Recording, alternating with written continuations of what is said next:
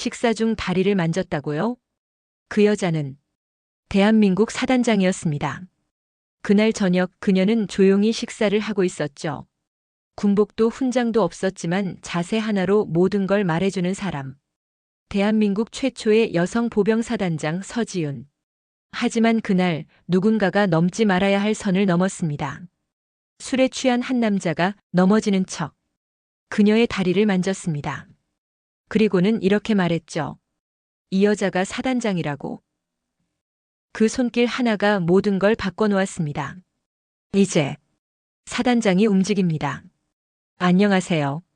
사연 시작하기 전에 구독과 좋아요 버튼 눌러주시면 큰 힘이 되니 꼭 부탁드립니다. 그럼 사연 시작할게요. 한국의 어느 고급 한정식당. 은은한 조명 아래 놓인 정갈한 상차림이 고요함을 자아내고 있었죠. 이곳에서 서지윤 사단장이 부하 장교들과 조용히 식사를 하고 있었습니다. 40대 중후반의 나이답게 차분하면서도 위험 있는 모습이었어요. 군복이 아닌 평상복 차림이었지만 그녀의 곧은 어깨와 날카로운 눈빛은 여전히 군인다운 기품을 잃지 않았습니다. 그런데 바로 옆 테이블에 앉은 남자 셋이 문제였어요. 술에 취해 점점 목소리가 커지고 있었거든요. 처음엔 그냥 시끄럽다는 생각뿐이었는데 그중 한 명이 비틀거리며 일어나더니 지윤의 테이블 쪽으로 다가왔습니다. 그리고는 믿을 수 없는 일이 벌어졌어요. 그 남자가 휘청거리며 넘어지는 척하더니 지윤의 다리를 건드린 거예요. 순간 식당 안 공기가 얼어붙었습니다. 지윤은 젓가락을 든 손을 멈췄어요.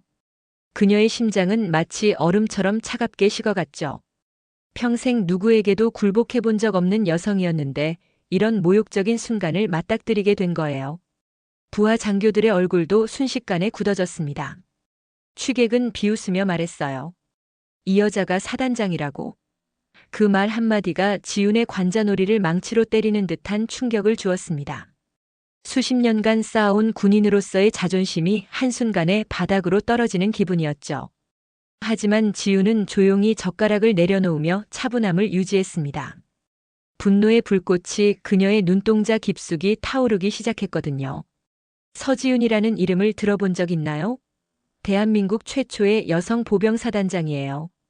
그녀가 이 자리에 오르기까지의 여정은 정말 험난했습니다.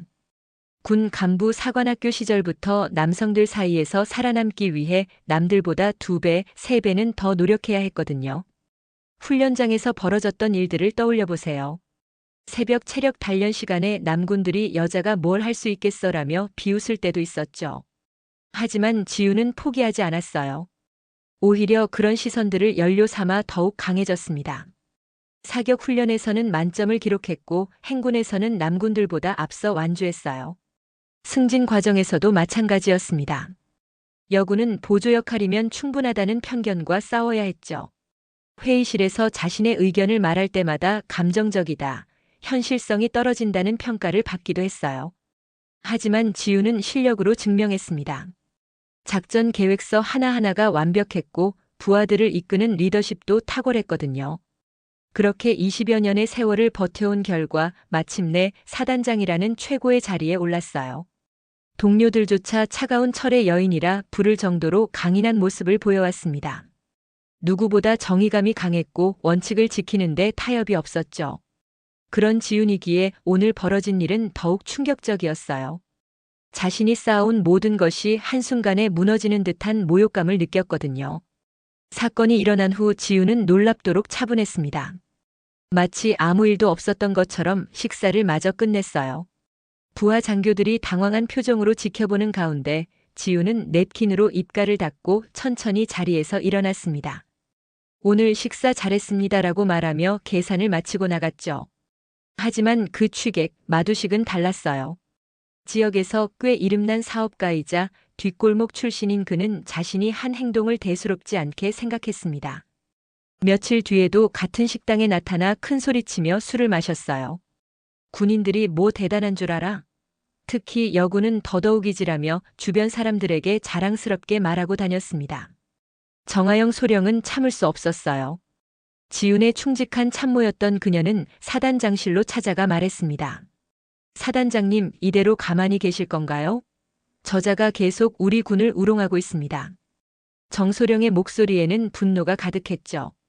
지우는 창밖을 바라보며 조용히 답했어요. 정소령, 싸움은 명분이 있을 때 이기는 법이야. 그녀의 목소리는 여전히 차분했지만 그 안에 무언가 깊은 계획이 숨어 있음을 느낄 수 있었습니다. 지금 당장 감정적으로 대응하면 오히려 우리가 불리해져.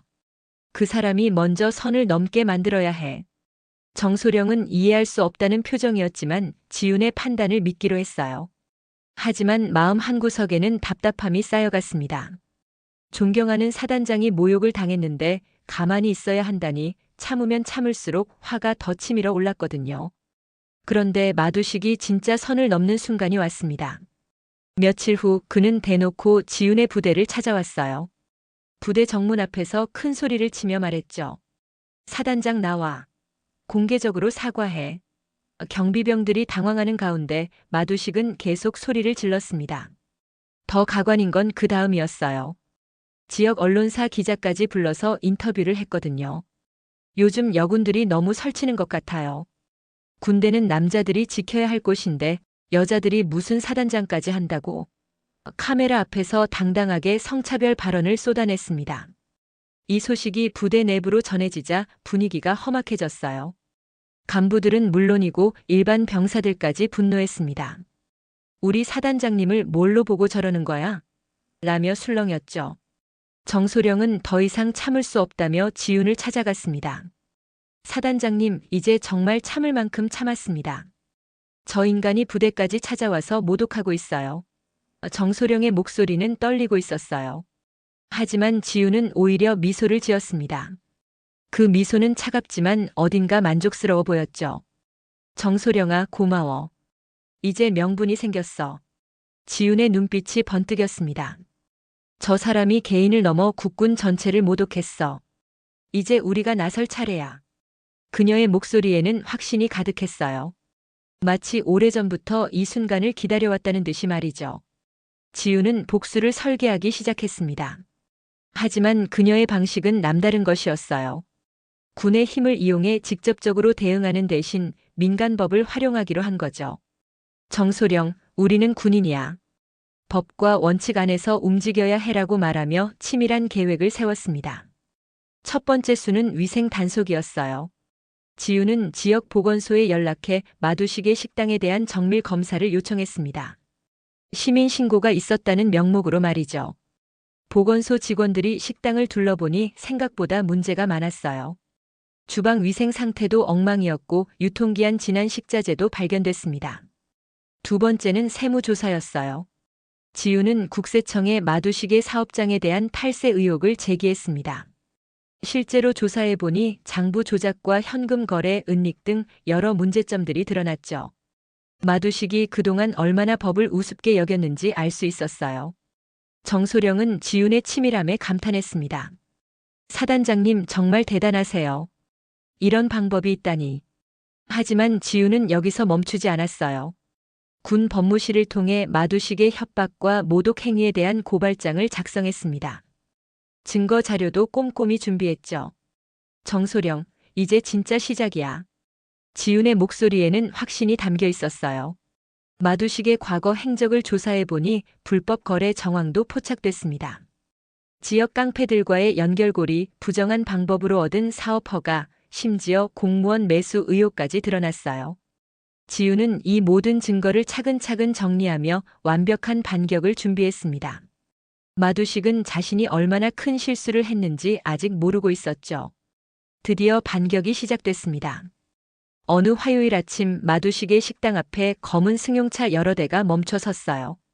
국세청 직원들과 경찰이 압수수색 영장을 들고 나타났습니다. 압수수색 영장 집행합니다. 마두식은 술에 취해 늦잠을 자다가 급하게 달려왔지만 이미 늦었어요. 식당 안은 순식간에 아수라장이 됐습니다. 세무조사관들이 장부를 뒤지고 경찰은 컴퓨터와 서류들을 압수했어요. 마두식은 이게 뭔 일이야? 라며 소리쳤지만 아무도 들어주지 않았습니다. 그동안 법을 우습게 여겼던 대가를 치르는 순간이었죠. 더 놀라운 건 언론의 반응이었어요. 지역 방송국에서 여성 사단장을 모독한 사업가 구속이라는 제목으로 뉴스를 내보냈습니다. 기자들은 지윤의 당당한 대응을 긍정적으로 보도했어요. 법과 원칙으로 맞선 군 지휘관의 모범 사례라고 평가했죠. 부대 앞에는 시민들이 모여들기 시작했습니다. 서지윤 사단장 화이팅! 이라는 구호가 들려왔어요. 특히 여성들의 지지가 뜨거웠습니다. 우리의 자존심을 지켜주셨다며 감사 인사를 전하는 사람들도 있었죠. 정소령은 흥분을 감추지 못했어요. 사단장님 정말 사이다네요. 속이 다 시원합니다. 하지만 지윤은 여전히 차분했습니다. 아직 끝나지 않았어, 정소령. 진짜는 이제부터야. 그녀의 눈빛에는 아직 끝나지 않은 복수에 대한 의지가 담겨 있었어요. 마두식의 구속은 시작에 불과했던 거죠. 며칠 후 지윤은 구치소로 향했습니다. 마두식과의 마지막 면담을 위해서였어요. 정소령이 꼭 가셔야 하나요? 라고 물었지만 지윤은 마무리는 확실히 해야지라며 단호하게 말했습니다. 이것이 진짜 복수의 완성이라고 생각했거든요. 면회실에 들어선 지윤의 모습은 위험 있었어요. 반면 마두식은 초라하기 그지없었습니다. 며칠 사이에 수척해진 얼굴, 풀이 죽은 어깨가 예전에 거만했던 모습과는 완전히 달랐죠. 지윤이 앉자 마두식은 고개를 들지 못했어요. 미안합니다. 정말 죄송합니다. 마두식이 떨리는 목소리로 말했습니다. 제가 정말 잘못했어요. 용서해 주세요. 하지만 지윤의 표정은 변하지 않았어요. 차가운 시선으로 그를 바라보며 조용히 입을 열었습니다. 마두식 씨 기억하시나요? 내 다리를 만졌던 그 손 말이에요. 지윤의 목소리는 낮지만 분명했습니다. 그 손이 이제 평생 수갑을 찰 거라고 생각하니 기분이 어떤가요? 마두식은 얼굴이 하얘지며 말을 못했어요. 당신이 우습게 본 건 저 개인이 아니었어요. 이 나라를 지키는 모든 여성 군인들이었죠. 지윤은 천천히 일어서며 말했습니다. 앞으로 감옥에서 충분히 반성하시길 바랍니다. 마두식은 울부짖으며 용서를 빌었지만 지윤은 뒤돌아보지 않고 면회실을 나섰어요. 복도를 걸으며 지윤은 깊은 숨을 쉬었습니다. 마음 한구석에 맺혔던 응어리가 비로소 풀리는 기분이었어요. 정의는 반드시 승리한다는 것을 다시 한번 확인한 순간이었죠. 정소령이 기다리고 있는 밖으로 나가며 지윤은 작은 미소를 지었습니다. 한 달 후 지윤은 다시 그 한정식당을 찾았습니다. 이번에는 군복이 아닌 편안한 평상복 차림이었어요. 정소령과 함께 조용히 저녁 식사를 하기 위해서였죠. 식당 분위기는 완전히 달라져 있었습니다. 새로운 사장이 들어와 깔끔하게 정리된 상태였어요. 사단장님, 이렇게 평화로운 식사가 가능할 줄 몰랐습니다. 정소령이 미소 지으며 말했어요. 지윤도 편안한 표정으로 고개를 끄덕였습니다. 그러게 말이야. 이번엔 밥 좀 편하게 먹자. 두 사람의 대화는 자연스럽고 따뜻했어요. 주변 테이블의 손님들도 조용했습니다. 간혹 지윤을 알아보는 사람들이 있었지만 예의를 지키며 정중하게 인사만 했어요. 예전처럼 시끄럽게 떠드는 사람은 아무도 없었죠.